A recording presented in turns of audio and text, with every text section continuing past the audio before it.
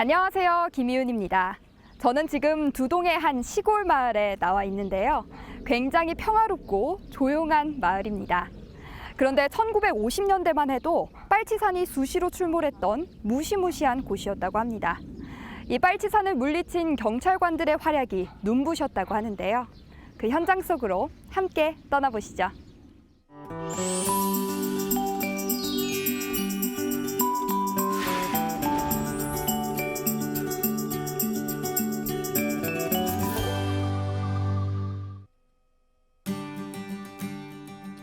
울산의 동요 작가 서덕출 선생을 기리는 공원. 이곳에 특별한 기념탑이 있다고 해서 찾아가 봤습니다. 이제 5월도 지나고 또 어린이날도 지났는데 이 서덕출 공원에 오자고 한 이유가 뭘까요? 이건 이제 이번 달이 6월 호국 보훈의 달이잖아요. 네네. 그래서 사실 우리가 이제 이 공원에는 서덕출 선생뿐만 아니라 나라를 위해 순국하신 우리 선열들을 또 모신 곳입니다. 아, 그럼 이곳에는 어떤 게 있는 건가요? 이건 이제 우리 국가 유공자 선양비 6.25 때 순국하신 우리 이제 군인들 이런 분 이제 모시고 있는데 왜냐하니까 원래 지금은 현충탑이 있잖아요. 네네. 근데 옛날에 그 현충탑은 학성공원 정상에 있었습니다. 그래서 그 정상에 있는 탑을 이제 96년에 이리 옮겨왔습니다. 왜냐면 새로운 이제 현충탑을 대공원에 크게 지었잖아요. 그래서 와가 있고, 그 다음에 또 옛날에 1955년에 세운 우리 경찰 충원탑.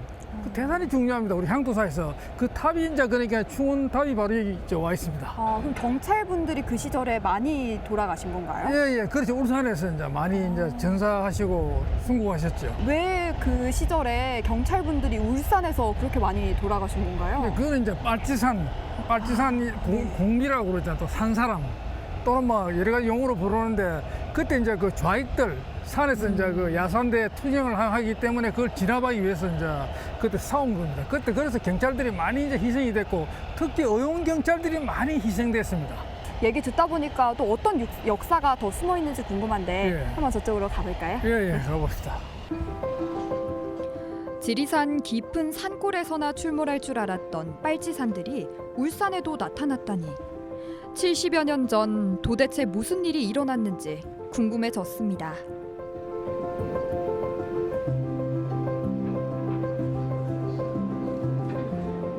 여기 보니까 6.25 참전 국가까지 제가 읽을 수 있는데 예. 밑에는 어떤 말이 적혀 유공자 있나요? 선양비입니다. 유공자 선양비. 유공자 선양비. 그런데 이게 옛날에 현충일날만 되면 이 주변에 아주 울음바다가 됐어요. 울음바다.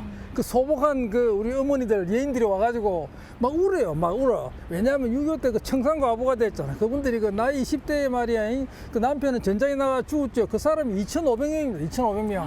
2,500명. 예, 2,500명 과부들이 와가지고 여기 와서 물론 어머니도 있지만 막 통곡을 하면서 막 눈물을 흘리고 막 그래가지고 막 곡소리가 등천을 했다. 그렇게 해서 참 가슴 아파요. 우리가 어려운 시절에 2,500여 명 참 죽었잖아. 전사한 사람들. 그분들의 혼이 파리하게 담겨 있다고.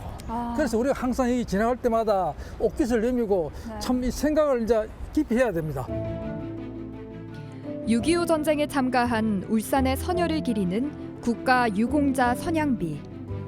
70여 년 전 끔찍한 전장의 흔적이 이곳에 있었는데요. 숙연한 마음이 절로 들었습니다.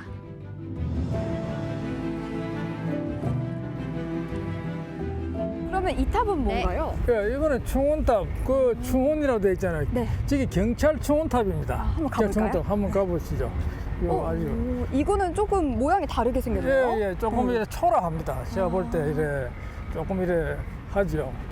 저기 위에 춘혼이라고 써 있네요. 예. 여기는 어떤 분들을 모신 건가요? 여기는 이제 1945년 해방부터 6.25 끝날 때 53년까지 8년간 이제 순직한 경찰, 그다음에 정시경찰하고 의용경찰, 그다음에 공무원 등등 이런 분들 아마 우리 계신 우리 울산 국민 시민도 있어요. 어민도 있고. 그래서 그런 분들을 이제 148명을 요 뒤에 새겨놨어요. 전선을 지키는 군인들과 달리 지역 치안을 담당한 경찰들. 빨치산들이 출몰하자 이들과 격렬한 전투를 치러야 했습니다.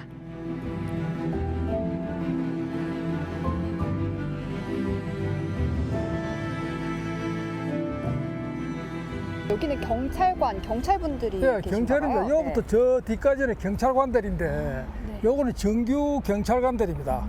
그래 이분들이 여기 보면 경찰관 김종신이라고 되어 있잖아요. 네. 이분은 경찰서장입니다. 그래서 총경인데 그 당시에 이제 이 순직하고 난 다음에 경무관으로 이래 추수가 됐죠.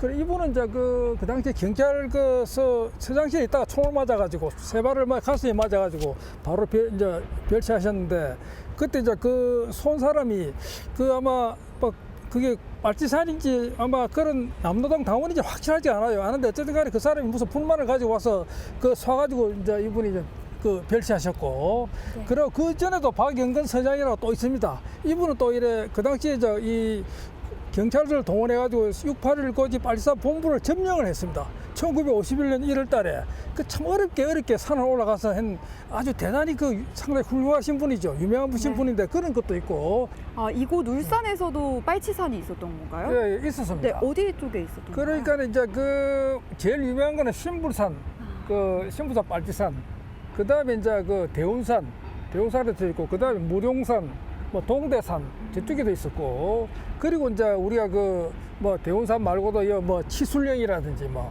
또는 뭐 국수봉, 그 다음에 그 또 아미산이라고 그래가지고 아미산에도 있었고, 곳곳에 빨치산이 이제 많이 있었습니다. 그럼 그때 빨치산들이 민간도 습격하고 그랬었나요? 그렇죠. 이제 그 당시에 뭐 아마 수백 건 될 겁니다. 마을마다 막 와서 와서 이제 그 마을의 유지들 또는 우익 인사들 뭐 그런 존경받는 사람들이 죽였어요. 빨치산과 경찰들의 총격전 상상이 되시나요? 영남 알프스 곳곳이 빨치산들이 출몰한 지역이었습니다.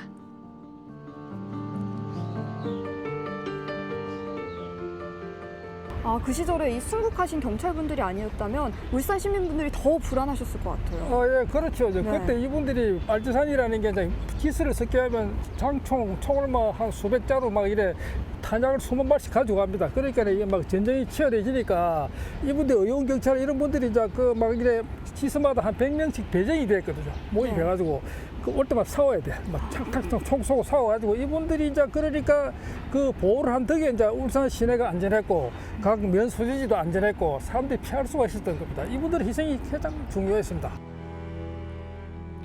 충혼탑에는 당시 싸웠던 경찰들과 의용 경찰, 공무원, 그리고 의용 대원들의 명단이 새겨져 있는데요. 자주 찾아뵙고 감사드려야겠습니다. 그렇지 않나요?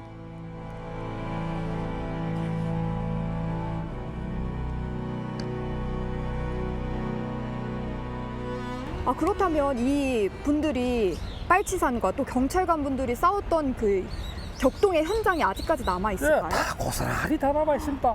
두동 쪽에도 있고 뭐 두서에도 있고 많이 있고 주변에 많죠. 네네네. 그럼 그러면 한번 가볼까요? 예, 가봅시다. 네. 치술령과 국수봉으로 둘러싸인 두동 면사무소 소재지인데요. 이곳에서도 치열한 전투가 벌어졌답니다.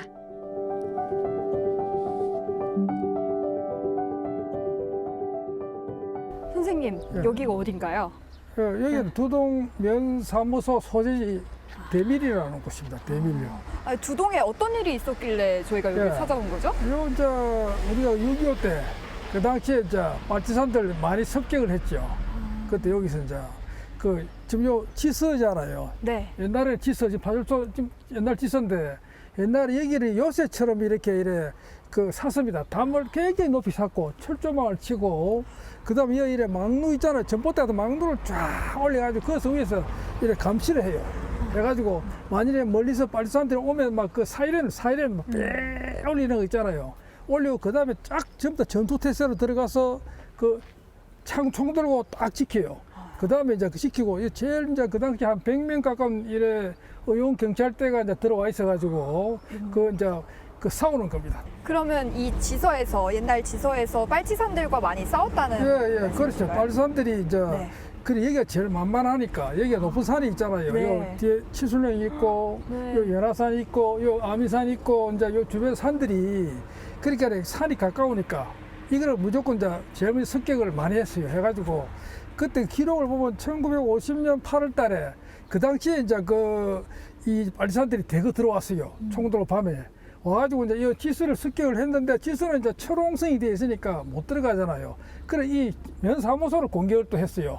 면사무소에도 그때 이제 지키던 의용 경찰이 많이 있었는데 그때 이제 전사한 사람이 이제 박연서라고 이제 그 사람은 은편이 쏜 의용 경찰이 전사했고 그다음 에 중산에 쏜 장삼룡이가 하나 그 사람도 여기서 이제 그 희생이 됐어요. 뭐 그 생생한 기록은 이 동네 사람 다 알아요. 다 옛날 지금 살아있는 분들도 은때 봤으니까. 좌우 이념의 대립 속에서 큰 희생을 치러야 했던 마을이 있습니다. 바로 당지 마을인데요. 이곳에서는 도대체 무슨 일이 일어났을까요? 와, 산에 둘러싸여 있는 네. 평화로운 마을이네요. 예, 예, 예. 아니, 예. 저 산이 엄청 높아 보이는데 예. 어떤 산이에요, 저 산은? 치술령. 치술령이요. 예, 765m. 이 마을은 이제 네. 옛날에 그 빨치산들이 그 기습을 했던 가장 큰 기습을 했던 마을.